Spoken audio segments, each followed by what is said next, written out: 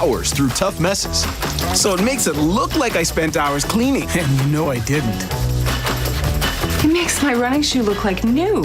It's amazing. Wow. It makes it look like I don't have kids at all. It's so good. It makes it look like I have magical powers. With 80% less scrubbing, Mr. Clean Magic Eraser makes cleaning easy. Also available in sheets. Coming to this as a mom was very different.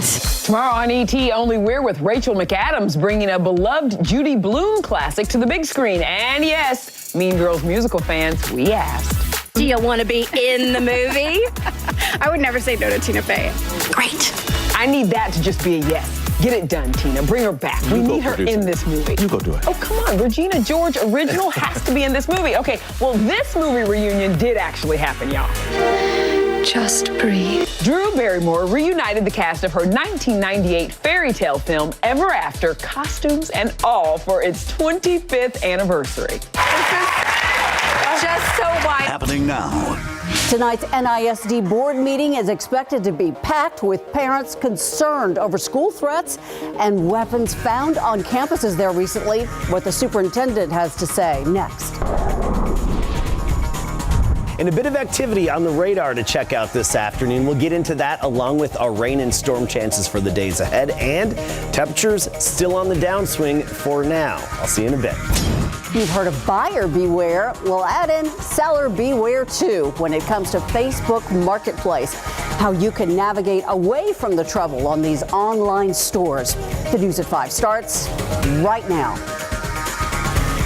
And first at 5, breaking news from the east side. San Antonio police responding to a shooting along South Hackberry and Essex Street. We are waiting to learn new information about exactly what happened. We do know there's also a secondary scene that officers are responding to not far from the first. Right now, it's unclear if these two locations are related. Patty Santos joining us live from the scene of the initial shooting. Patty, have you been able to sort this out a bit?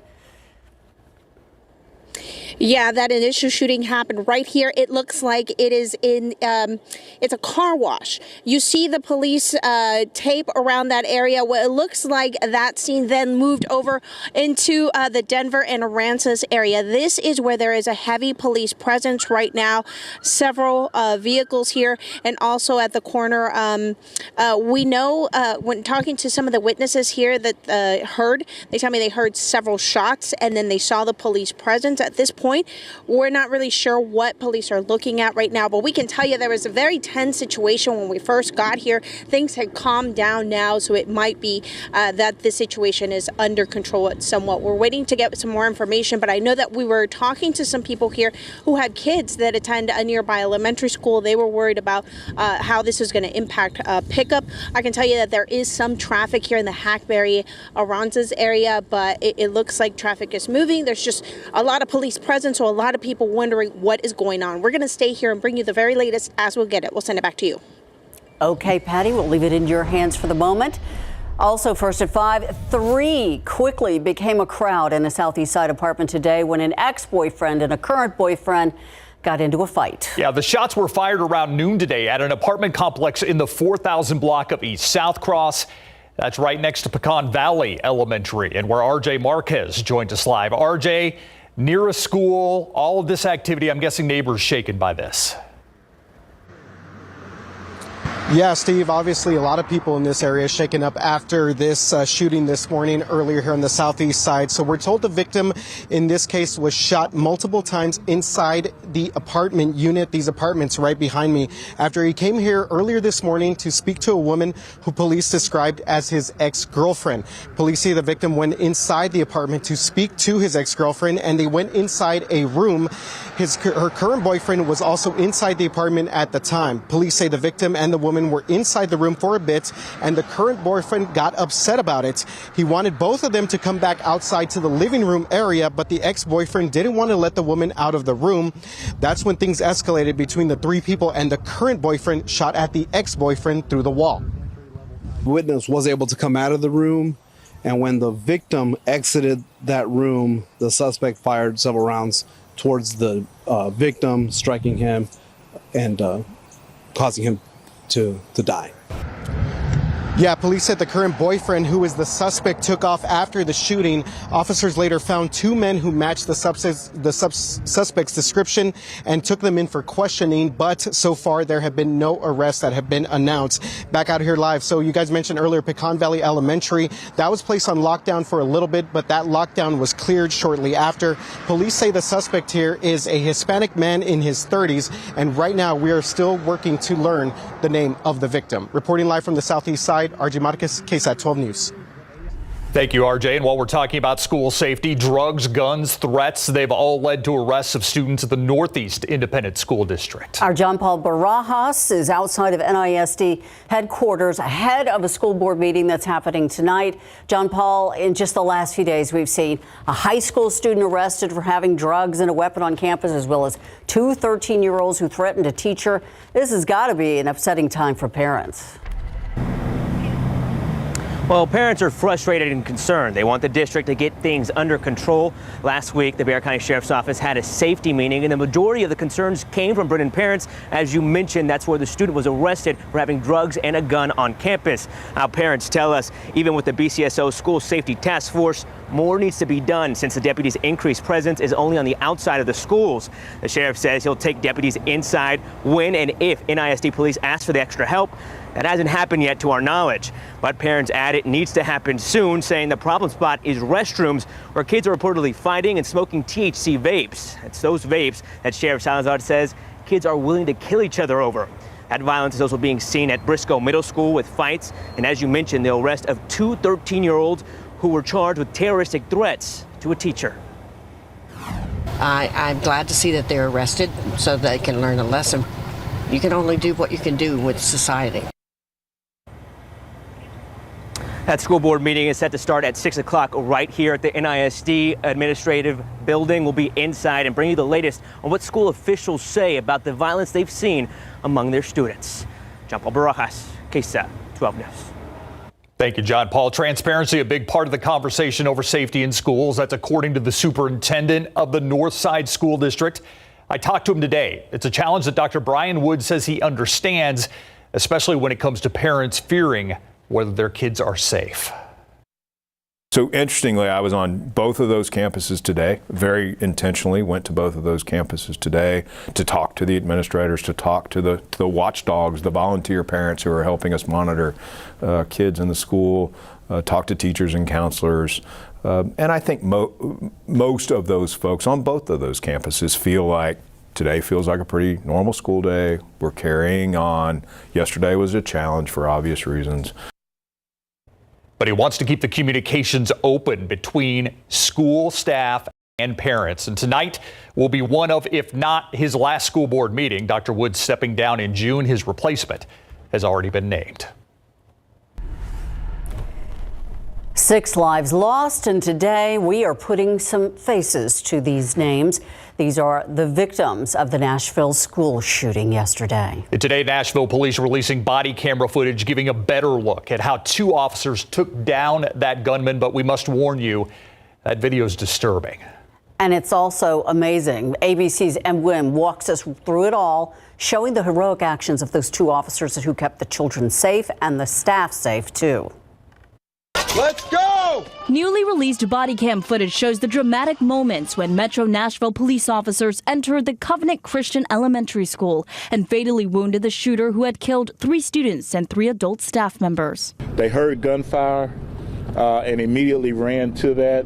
Police say it took 2 officers, Rex Engelbert and Michael Colazzo, just 3 minutes to locate the shooter when they entered the school, and only 14 minutes had passed from when the first 911 call was made to when the assailant was neutralized. Authorities say the suspect was a former student, 28-year-old Audrey Hale. Investigators say the assailant was born female but identified as transgender. Chilling surveillance video shows Hale driving in the parking lot before shooting through the locked doors of the school, then moving through the halls in what police called a pre-planned attack. Hale was heavily armed with AR-style rifles, a handgun, and a detailed map of the school. One of Hale's former 8th grade teammates says she sent her a message Monday morning stating something bad is about to happen. I'm speechless. Like, I'm just trying to wrap all this around. Like, it just don't make sense. It's just crazy. The 3 students killed were all 9 years old, identified as Evelyn Dickhouse, William Kinney, and Haley Scruggs, the daughter of the church's pastor.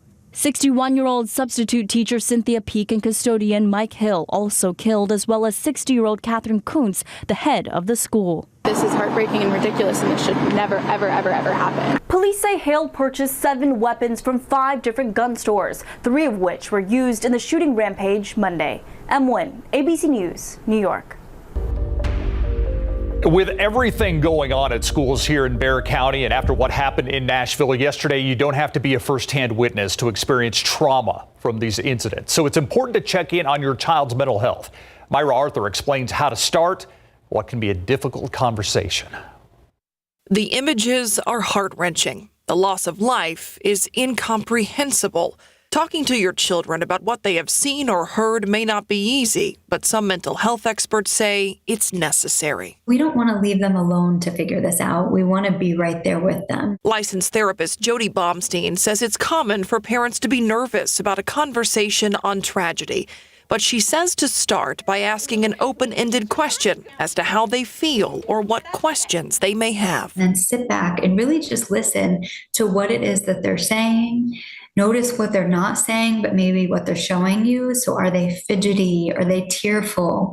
Just give them a space to experience it all. Baumstein says parents can provide comfort and reassurance by just being there for their children. But she says it's important not to lie. We can't tell them that something like this will never happen in their community or in their school, but we can validate their feelings that it is scary. Signs of stress may look different in children. Baumstein says it may present as irritability, edginess, being easily startled, or might look like defiance even, because they often don't have the words to explain what they're feeling. All of a sudden, they might be really avoidant of people, places, or things that are reminding them of this. Or they might be consumed with really intrusive thoughts or nightmares. Baumstein says to be aware and be patient. Even if you weren't in that school or in that community, you can still be having a really significant response to it. Myra Arthur, KSAT 12 News. To other news now, a couple of stolen Kias landing 3 Wagner High School students in custody. Sheriff Javier Salazar says it started with a short chase between patrol deputies and the driver of what appeared to be a stolen vehicle. The suspect drove onto the campus at Wagner. Both he and another person ditched that car and ran away. According to the sheriff's office, 3 students matching the description of the suspects tried blending in with the Wagner student body before they were seen running away from the campus. Deputies detained all 3. And around the same time, deputies found a second stolen vehicle while searching the cars. A backpack, laptop, and student ID belonging to one of the teens in custody were found. They're facing charges for the stolen cars and evading arrest. The sheriff's office says at least one of the car owners unaware of the theft till deputies contacted him. Going to take a look outside with your traffic authority, and you can see it is slow going at I-35 at Walsham Road. Really just inching along that middle lane, almost at a complete stop. Clouds are filling back in. Unfortunately, you won't see that planetary alignment tonight because of those clouds. Temperatures cooler than yesterday. 63 in Eagle Pass, 69 right now in Schertz, 72 meanwhile in Floresville, and currently 66 in Mico. This evening, 20% chance of a stray shower. Isolated activity already out there. The wind is dying down. We'll take a closer look at this rain and talk about more chances in just a bit. Thank you, Adam. Facebook, it's used for more than one way to connect with others. These days, a lot of people use it for marketplace ads, which can open a door to scams as well. Coming up, Marilyn Moore shows us how to make sure that your money and yourself stay protected. I'm Myra Arthur here in the KSAT newsroom, and here's what we're working on for the news at 6 o'clock today. Yesterday's shooting at a private school in Nashville is raising another round of gut-wrenching questions. And one of them for some parents is weighing whether private school is any safer than public school. What the president of one private school tells our RJ Marquez about the challenges that private schools face to try to keep their schools safe. Plus, Homeland Security investigations seeing an increase of cases involving migrants and train cars. We've seen it here recently. Their message to migrants and how they're trying to take on the criminal organizations that are behind human smuggling operations. We'll see you for these stories and more tonight at 6. Thank you so much, Myra. So buying things on Facebook Marketplace can be a great way to save money, even to make some extra money if you're the seller. But it's not without its downsides and its dangers. 12 on your side's Marilyn Moritz takes a look at ways to keep it safe.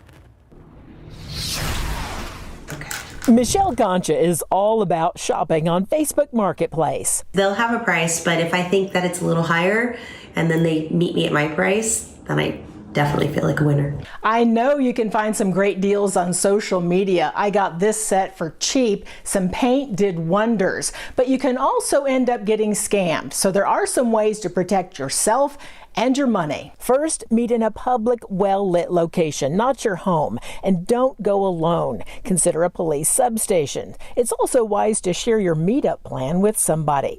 When it comes to payment, carrying cash is risky. Facebook Marketplace recommends a secure peer-to-peer payment method like PayPal. But not all P2P apps are the same. For each of these apps, don't just assume that their default settings are ones that manage your privacy, security, and also have the best policies for helping you get your money back in case of an error. Apple Cash, Cash App, Venmo, nor Zelle reimburse users for sending money to the wrong person or sending the wrong amount. As for Michelle, she takes a peek at the seller's profile. I actually have bought a car on Facebook Marketplace, and then it was because we had people in common in the area that I felt actually more secure about buying the car from that person. You don't want to buy a stolen car, so be sure to run a Carfax report. And remember, some scammers aren't after your money. They want your personal information, so don't overshare. Marilyn Moritz, KSAT 12 News. Take a live look outside right now, and you see the clouds filling in. There are parts of our viewing area that are seeing rain. Is more to come, Adam? Yes, some more is to come, but it's not the type where you're going to have to cancel any outdoor plans around. Let's take a look at the radar right now. There's a little bit of activity out there in the hill country just northwest of San Antonio, and even one sprinkle on the far north side of town. That's all we have locally. But looking at this activity, it's moving through parts of Real County, moving out of Edwards County. Kerr County's seen a little bit of that rain, and especially into Bandera County. And one heavy downpour here stretching through central Bandera County, city of Medina, even a little bit of lightning with that. Now, this is headed to the northeast at about 25 miles per hour. So that should make it to Camp Verde at 5:38 p.m., Comfort at 6:11 p.m. That's when you can expect this batch of more moderate to heavy rain to make it to Comfort there in northwestern Kendall County. Otherwise, locally, we don't really have much to talk about around town. One little sprinkle just popped up near the medical center headed toward Chavano Park and Hollywood Park area. Nothing to worry about. Again, no reason to cancel any outdoor activities with this.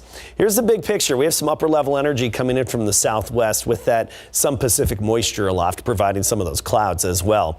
And that's kickstarting some of this isolated activity. We don't have a big, large scale system like you see here on the West Coast. Isn't that beautiful? It stands out. Meteorologically, it's a beautiful system. Look at that big comma shape, that big pinwheel, counterclockwise circulation, that well-defined low pressure system, bringing more moisture to the California coast and, of course, the snow to the mountains where they've already had record amounts of snow, over 600 inches in some areas of the Sierra Nevadas and the higher elevations of California. Around here, we could use some of that moisture, but I don't think we're going to get a whole lot. And let's just take a look at our futurecast.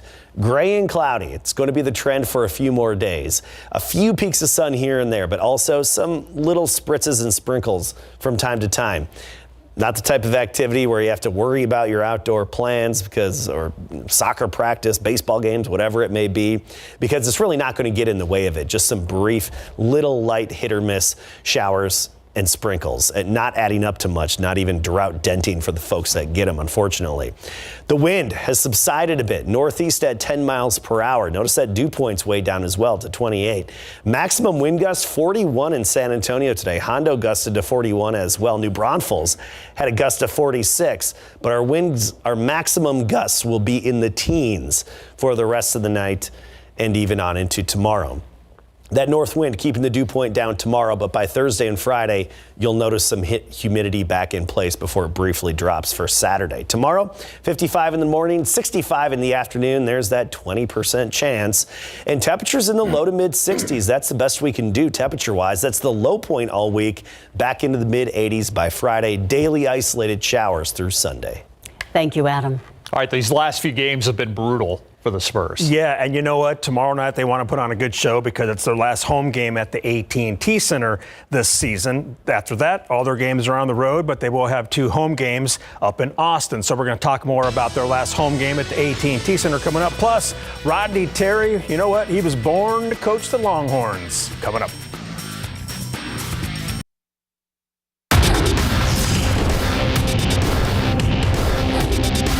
The whistle was given to you on December 12th, but you took that whistle and you earned it. And a reckoning's coming because of you. I'd like to introduce you to Rodney Terry, our new basketball coach. Rodney Terry entered the room to applause because he's now the dude in Austin, head coach of the men's basketball team in big board sports. The Spurs went back to work today, getting ready to face the Utah Jazz for the final time this season. San Antonio leads the regular season series 2-1. Now, this is a key game for the Jazz, who are 2 games out of 10th place in the West, the final spot to make the play-in tournament. This is also a key contest for the Spurs because it's their last home game this season at the AT&T Center. Their final 2 home games will take place at the Moody Center in Austin. Tomorrow is your last chance to see this team in person this season, right here in town. It is wild. It is wild. I was just talking to my parents last night, and it's crazy how fast it's flown this year. And I forgot that those games were in Austin, so I got to start packing now. I mean, it'd be cool playing in front of those fans there as well, but there's nothing like playing at home here. It's the best. It's a great atmosphere. Spurs and Jazz tip tomorrow at 7. It's the last home game at the AT&T Center this season. You can take the interim tag off of his title because Rodney Terry is now men's head basketball coach at the University of Texas. The UT men's basketball Twitter account tweeted the news yesterday, and he was officially introduced in a press conference on the UT campus this morning at 11. Terry agreed to a 5-year deal worth $15.3 million just hours after the Horns' Elite 8 loss. Now he's officially holding down his dream job. So many guys want opportunities in life. You have to be prepared for opportunities. I was prepared for this opportunity. And, my time at Fresno, my time at UTEP had prepared me for this opportunity. No one knows this place better than me in terms of, the landscape, how to be successful here at an elite level. Former UT players LaMarcus Aldridge and TJ Ford were there for Coach Terry's big day. And congratulations to Antonian grad Carly Wenzel, who's heading to the Final Four with Virginia Tech, the Hokies' first Final Four appearance, and they'll face LSU Friday night up in Dallas. Big news for a local that's awesome. Athlete there. See how big that smile was? I know. Yes. Ear to ear. Yeah. Yeah. Thanks, Larry. We'll be right back. We want to give you an update to that top story at 5. Sky 12 flying over the scene. This is a shooting scene we told you about at the top of the show. It's in the area of Essex near South Hackberry. There was an initial scene elsewhere. This is the secondary scene nearby. Yeah, it actually started in a car wash, then went across the street over to kind of the Denver Heights area. To give you an idea, our Patty Santos is live at the scene waiting for an update from SAPD. We'll have an update at 6.